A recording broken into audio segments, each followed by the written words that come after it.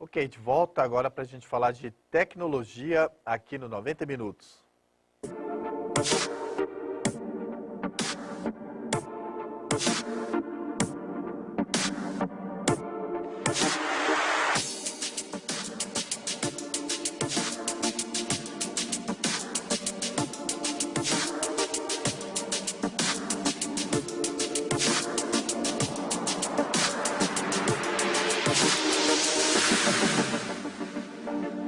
Muito bem, ao meu lado aqui, Alex Fernando. Alex, muito bom dia. Bom dia, Marcos. Antes- Bom dia você que nos assiste. Antes da sua explanação de hoje, tá rolando no WhatsApp uma outra mensagem daquela que vai ser cancelada. Você está sabendo de alguma Estou coisa? sabendo o jogo do Brasil e Alemanha, que na verdade até hoje a gente não engoliu aquilo, né? Aham. Vamos fazer uma torcida para que o cara anule mesmo. Anule, né? Mas falam também do bloqueio do WhatsApp de novo, por daqui a 72 horas. É papo furado, Esse né? é papo furado. Na verdade, foi divulgado até que o CNJ vai abrir uma investigação contra aquele juiz lá por abuso de poder. O cara prejudicou muita gente, né? Só lembrando que um juiz, quando ele é punido, ele é aposentado, tá? Mas continua recebendo, Ele continua né? recebendo, normal, e não é um salário muito pequeno. Não, ele é aposentado, ou seja, ele passa a A não viver na trabalhar praia, mais. não fazer mais cagada, na É. verdade. E aí ele vai poder viver na praia, tranquilo, tomando a água de coco dele. Bom, Diga Marcos, semana passada a gente estava falando sobre endereçamento. A gente, não nas redes sem fio, e a gente chegou, inclusive, a falar sobre as falhas de segurança mais comum, que é a utilização do protocolo web, que ainda, apesar dele ser inseguro, já há muitos anos ele foi quebrado. Existem programinhas que você roda no seu notebook que você consegue invadir uma rede desse sentido. Ainda assim, você encontra muito local por aí utilizando esse tipo de proteção. Eu tinha falado para vocês que a gente ia falar sobre a parte de performance em cima de uma rede. Basicamente, o erro mais comum é a duplicidade de salto no roteamento. Vamos entender primeiro o que é o DHCP direito, que a gente chegou a comentar sobre ele na parte de endereçamento. É um protocolo muito cobrado em concurso. A saber, todo mundo tem que conhecer na hora de fazer a prova, pelo menos para que serve cada um dos protocolos mais básicos. Igual o DNS, que a gente chegou a comentar, mas depois a gente trata dele de novo. DHCP, o SMTP, o POP, MAP, esse tipo de protocolo, você tem que saber para que serve na hora da prova. O DHCP, mais basicamente, primeiro tem uma notícia que foi divulgada ontem, do Opera. Lembra daquele recurso da VPN que a gente tinha falado? Aham. Inclusive, o dia que E muita gente usou quando foi bloqueado. Foi. Acabou usando, eu vi um monte de gente usando. ela é interessante porque você acaba mascarando a sua origem, afinal você pega uma rede lá nos Estados Unidos ou na Europa e sai por lá.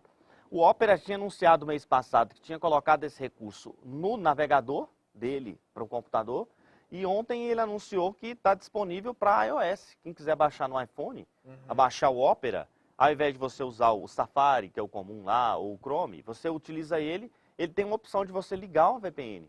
Aí ele pega uma VPN com base numa empresa que ele comprou nos Estados Unidos, de lá você sai. Para conteúdos em que é bloqueado num local, às vezes é bloqueado no Brasil, como o caso do WhatsApp aconteceu. Às vezes acontece de algum serviço ou outro ser bloqueado.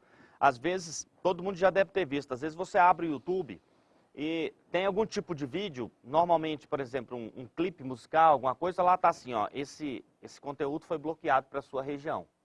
Porque o fornecedor dele, quando postou, colocou que aquele conteúdo só era para ser visível num país tal, tal e tal. Normalmente, Estados Unidos pode tudo. Então, lá nunca vai ter um bloqueio. Aham. E aí, nesse recurso novo do Opera, se você ativa ele, está como se você estivesse lá nos Estados Unidos navegando. Então, você não vai ter esse tipo de bloqueio. Outra coisa que fica bem interessante é para quem usa Netflix.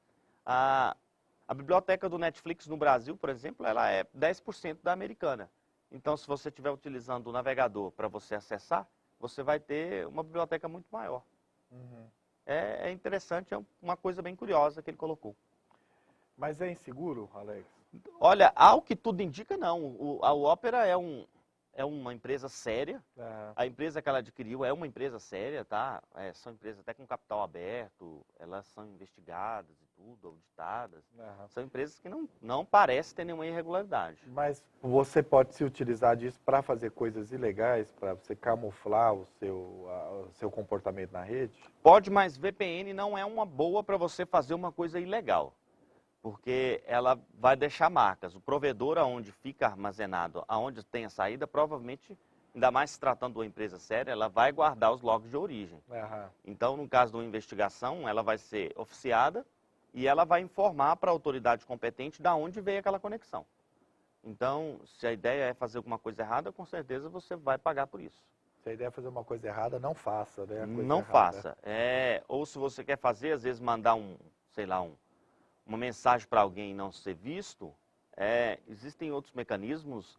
Um dia a gente pode até tratar sobre a rede Tor, que em matéria de rastreabilidade é o top dos tops. É a chamada porta de entrada para o submundo, a chamada daquela Deep Web, Aham. onde a internet que você conhece hoje é cerca de 10% da internet.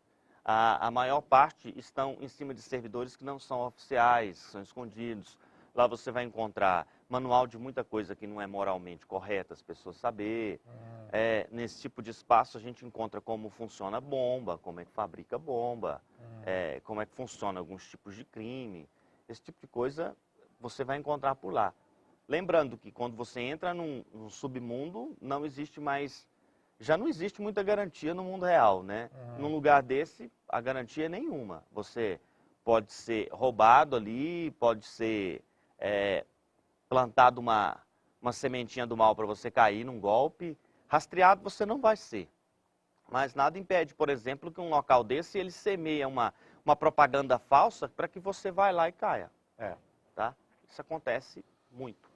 E não tem onde reclamar. Não, esse tipo de coisa não dá para chamar a polícia. É. Bom, vamos falar a respeito de DHCP, um protocolo bem interessante que ele cai nos concursos e ele é de suma importância para a configuração de qualquer equipamento. Dentro da sua casa, aquele roteadorzinho que você tem lá, o Wi-Fi, ele utiliza esse protocolo. É ele que permite que quando você conecte o seu dispositivo, ele automaticamente fornece essas informações aí que você está vendo. Ó. O endereçamento IP, como a gente viu lá no programa sobre endereçamento. O básico que a máquina precisa ter é o endereçamento IP, a máscara de rede e o gateway. Paralelamente a isso, é interessante, e na verdade ela nem vai funcionar sem, se não tiver o DNS. A gente explica o DNS novamente, aquela parte que resolve o nome, em uma outra ocasião. Mas, para que você consiga sair da onde você está, seja para conectar um site, uma VPN, um player de música que esteja fora por streaming, um aplicativo tipo um Netflix ou um Spotify, todos eles você vai precisar de pelo menos essas configurações. Uma máquina ela não existe sem o endereço, sem a máscara que determina que rede ela está, e o gateway, que é aquele roteador por onde ela tem a porta de saída. O que acontece? O DHCP foi um protocolo criado para que um servidor na rede, uma máquina, que hoje normalmente dentro de casa ela é representada por um roteador. Como ele é um serviço muito simples, ele roda em cima de equipamentos muito simples. O seu equipamento, qualquer um celular, um tablet, um notebook, ou um computador de mesa, ou a sua televisão, smart, quando ela entra na rede, ela está zerada, ela não tem endereço, ela não tem configuração nenhuma. Ela vai reclamar na rede através daquilo que a gente chamou de broadcast, é um tipo de informação, um pedido que a máquina envia na rede destinado a todo mundo. E aí todo mundo que esteja por perto vai responder. E aí, como ela vai pedir ali de cara, ela vai entrar e pedir, eu preciso de uma configuração. Aí aquele servidor em específico lá, que faz o serviço de DHCP server, tá? Sempre você tem um lado servidor, ou server em inglês, e o cliente ou o cliente, que é quem recebe. A máquina que entrou, ela vai fazer o papel de cliente, e o roteador ou o equipamento que está lá fazendo esse serviço vai fazer o serviço de servidor. Ela grita na rede que ela precisa da configuração, o servidor escuta e fornece aquela informação para ela.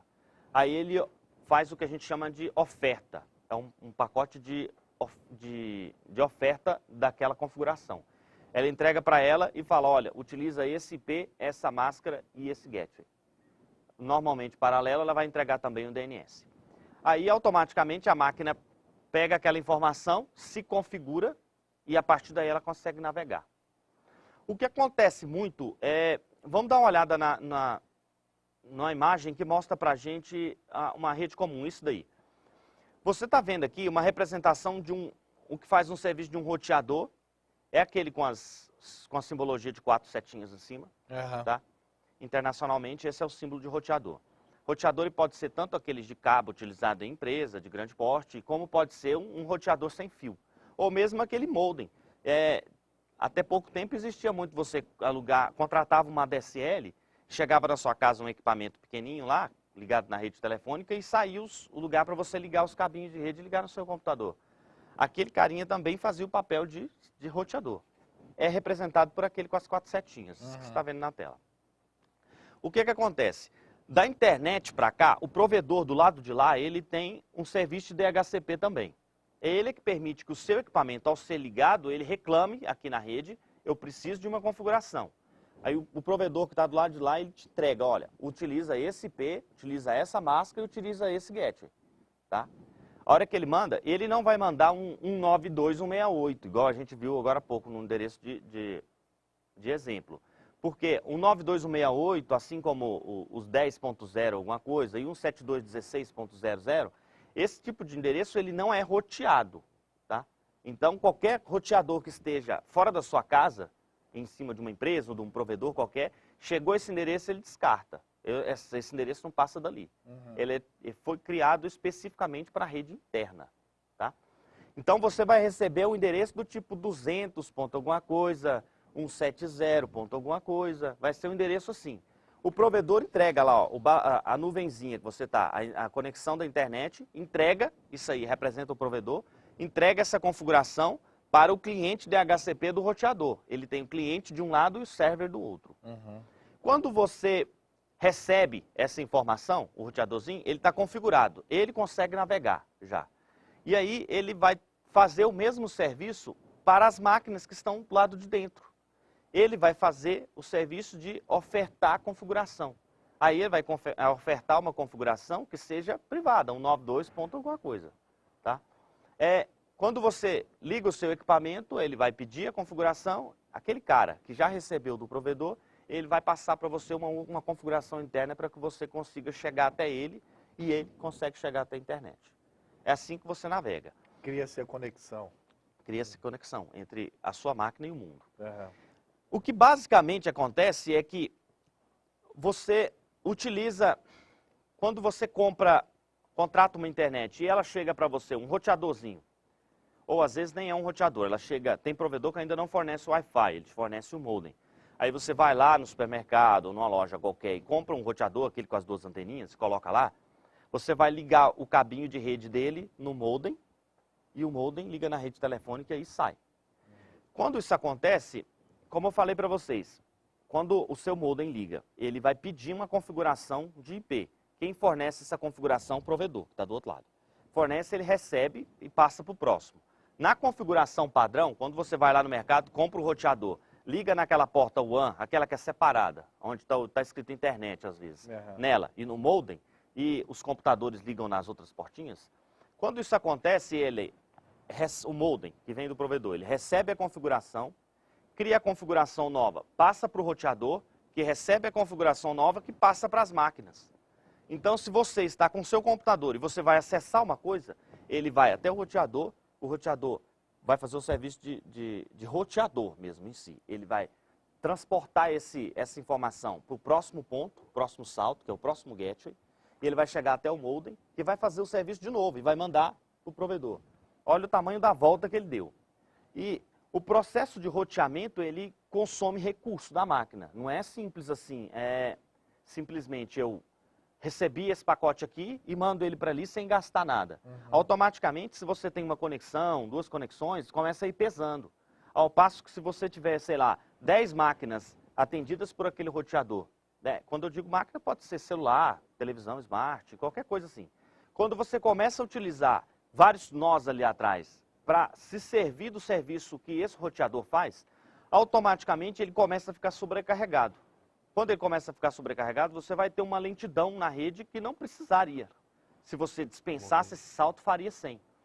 Lá no programa que a gente falou sobre equipamentos, a gente citou um equipamento conhecido como switch, que nada mais é do que um T, a grosso modo. Ele faz um serviço além de T, porque ele direciona para quem vai receber, não manda para todo mundo, mas ele basicamente faz o serviço de T. Eu ligo várias máquinas a um destino só. Quando você coloca o seu roteador na rede, você tem a possibilidade de colocar ele para fazer esse serviço, como se fosse um switch, sem fio, ao invés de fazer o salto. Nesse caso, se ele está configurado assim, quando ele recebe um pedido de uma máquina, ele simplesmente encaminha, passa para frente. Ele não vai mexer, não vai processar, não vai fazer nada. Recebeu aqui, ele passa para frente, para o próximo. Até porque o gateway da sua máquina lá, aqui, o cliente, já está configurado o modem lá na frente, ou o dispositivo do provedor, e não mais o seu roteador.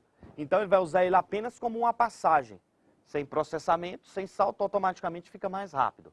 Em algumas redes a diferença pode chegar a 50% da velocidade. Tá? À medida que, se o roteador for fraco e a rede estiver sobrecarregada, vai fazer uma diferença muito grande. Como que você faz essa configuração? Por padrão, todo roteador que você compra, você vai lá no supermercado ou numa loja, no shopping, você pegou lá um roteadorzinho que você gostou dele, achou a aparência bonita, pôs em cima da sua mesa. Por padrão, ele vem com um DHCP server ligado, tá? Por quê? Para facilitar. Vamos imaginar que você é leigo de tudo, não sabe nada, você simplesmente vai plugar o cabinho, como está escrito lá, pluga a internet aqui, pluga no modem e liga suas máquinas do lado de cá. Se você fizer só isso, ele funciona, tá? Funciona com um salto a mais. Se você quiser que ele trabalhe como bridge, para você melhorar a performance, você vai acessar a configuração dele, aí embaixo dele está escrito como fazer. E normalmente ele vem um manualzinho que até ilustra como fazer. Você vai acessar e você vai procurar no menu dele, onde tem uma opção chamada de DHCP Server, tá? O nome se escreve dessa maneira mesmo, não é difícil de você achar. Quando você localizar essa opção, vai estar escrito ligado ou desligado, ou enable ou disable, se estiver em inglês. Provavelmente está ligado, basta você ir lá e desligar essa configuração. Desligou, salvou, ele vai desligar e ele não te fornece mais configuração. Só que aí, ao invés de você ir lá, como era, e ligar internet, aquela entrada de internet dele, que tem até uma cor diferente, é uma só, ao modem, você vai ligar do modem a uma das outras portas e vai esquecer essa porta de internet, vai deixar ela sem. A partir daí ele está fazendo um serviço de um switch. A velocidade de acesso sua vai ser consideravelmente melhor. Tá? É um serviço bem mais profissional e você pode ter isso na sua casa, na sua empresa. Normalmente na sua empresa você costuma ter um corpo técnico que espera-se que saiba disso. Tá? E é interessante todo mundo dar uma olhada nisso. Custa nada, você não vai gastar nenhum real a mais e vai ter uma internet de uma qualidade maior. Já que a nossa internet já não ajuda, né, aqui no Brasil. Você ainda tem algumas deficiências dessa dentro da sua própria casa? Dá para fazer isso quem tem já utiliza um modem, um roteador, roteador que é fornecido pela empresa? Quando você utiliza compra uma internet, a NET, que por exemplo, ela te dá o Wi-Fi, né? Quando você compra lá, ela te dá o Wi-Fi. Nesse caso, o próprio modem é o serviço de roteador. Então, internamente, ele já tem essa ligação. Já está ligado na parte de switch até o modem, e a configuração dele só tem um DHCP, que é a parte do modem. Então, essa é um configuração, aparelhamento que você tem. Essa configuração toda que você faria se tivesse replicado, automaticamente já viria nele. E a mesma técnica funciona para você ligar. Vamos imaginar que você tem uma casa maior, ou você tem, sei lá, um quintal grande, e sua internet não está chegando lá. Você faz o mesmo que você fez, desliga o DHCP e liga o cabo de rede na parte onde conectaria as máquinas com um segundo roteador. Você amplia a rede. Você vai providenciar um cabo de rede maior um pouco, que vai ligar lá no modem e vai levar até um ponto, sei lá, mais no meio da casa ou mais na outra extremidade, vai colocar o segundo roteador. Liga nessa parte, desliga o DHCP dele. Lembrando, ele tem que ter, nesse caso, para repetir o sinal, ou ele tem que ter o mesmo SSID, que é aquele nome da rede. Quando você conecta, tá lá, sei lá, casa do João, internet da Maria. Aquele nome que aparece quando você liga o dispositivo, ele tem que ser igual nos dois equipamentos, tá? Com a mesma senha. A mesma criptografia, que lembrando, tem que ser o WPA2. Nesse caso, se você está com seu equipamento móvel numa parte da casa e você andou com ele até você passar para onde o sinal esteja mais forte no segundo roteador, o seu equipamento vai migrar sozinho, tá? Simplesmente você vai andando, você vai vendo que o sinal do Wi-Fi está caindo, no equipamento ele mostra, até que seja um ponto que ele enche de novo. Ele simplesmente pulou de um para o outro. E ele faz isso sozinho. Isso não é um mistério para fazer. É o mesmo procedimento. Acessa a configuração do roteador, desliga o DHCP dele, DHCP Server, vai lá em desabilitar e coloca o cabo na parte onde você liga as máquinas. Isola aquela parte de internet. Ok. Na quinta-feira a gente fala sobre o protocolo que é a base da internet, que é o TCP/IP, tá? Na verdade, IP é um protocolo, esse que tem um endereço, e TCP é outro, que na verdade existe até um segundo que anda sobre ele, que é o DP. Mas o DP não é muito cobrado em local nenhum. A gente pode só comentar para que ele serve. Ele foi criado para algumas aplicações específicas. Agora, o TCP em si, ele foi criado, a internet ela foi criada para finalidade militar. Era uma rede que eu precisava ter certeza que eu poderia montar ela num local, e se aquele local fosse bombardeado e eu perdesse, tipo, metade da rede, ou 50% da rede, 80% da rede, o resto continuaria funcionando. E não perderia os arquivos. Era. E o que basicamente foi implementado utilizando esse protocolo. Ele permite a parte de roteamento que o IP faz muito bem, utilizando esses equipamentos que a gente está falando agora. Eles permitem até estudar as rotas sozinho. Se eu, sei lá, eu estou passando, vamos imaginar que eu tenho uma informação que vai daqui para São Paulo. Eu estou passando por um determinado caminho, aqui, por exemplo, em direção a Brasília, e daí eu viro para o sul, passando em equipamentos. Aconteceu alguma coisa que explodiu ali no meio, ou cortou, eu não tenho aquele acesso. Os roteadores já têm condição de estabelecer uma rota nova, passando por outra localidade para chegar. Ele vai fazer isso sozinho, sem intervenção humana. Tá? Esse é o serviço feito pelo IP. Nós vamos entender isso com mais detalhes. E o TCP foi feito para que a conexão do lado de lá ela continue ativa. Tá? Eu tenho aquilo chamado de Keep Alive, que normalmente a máquina ela me dá uma satisfação de que eu estou conectando. O lado que conectou, ele sempre diz, continua aqui. Porque para você ter uma estabilidade na rede. Quinta-feira a gente fala sobre isso. Legal, então, Alex, só para relembrar, quem quiser acompanhar tudo isso que o Alex disse aqui, também vai estar disponível no Facebook dele, não é, Alex? Você pode entrar lá no facebook.com/AlexFernandoOficial. Até os outros vídeos estão todos disponíveis lá. Em breve nós vamos colocar com base no que a gente já foi falando aqui, alguns simulados comentados do que normalmente cai num concurso. Você entra lá e dá uma olhada. É interessante, se você está querendo fazer um concurso. Na verdade, parece que é o sonho de todo brasileiro é ingressar no serviço público. Essa parte é muito cobrada e pode ser um diferencial para você. Afinal, a maior parte das pessoas vai errar isso. A população civil mesmo, leiga, ninguém sabe, por exemplo, o que é um DHCP. Tá?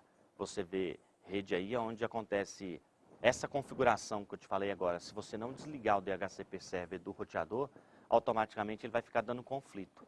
Você vai ligar a sua máquina, uma hora ela conecta, uma hora ela não conecta. Porque os dois vão ficar respondendo. Normalmente as pessoas não sabem dessa informação, as pessoas não sabem nem para que serve. E isso faz uma diferença muito grande. Na hora de fazer a prova, você vai saber e provavelmente você sai na frente. Ok, então, vamos fazer o seguinte, vamos para um intervalo comercial. Pode ser, Alex, um intervalo comercial?